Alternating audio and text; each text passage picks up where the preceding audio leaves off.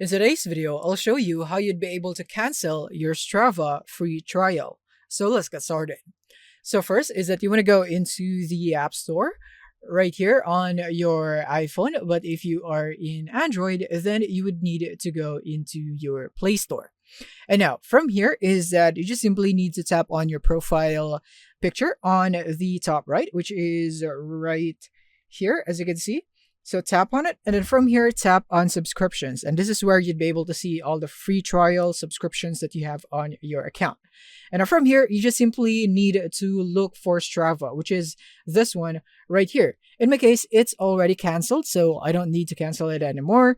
So basically, you just want to find your Strava, and then you should have a cancel button right here, which should look like this. So this one is an active subscription of mine, and then you should have this cancel subscription button. When you tap on it, there will be a confirmation, and then when you finally tap here on confirm, it will now be canceled. And in that way, it will now not charge you when your payment is due. So that's it on how you'd be able to do this on Strava or any other app. Thank you for watching and see you in the next one.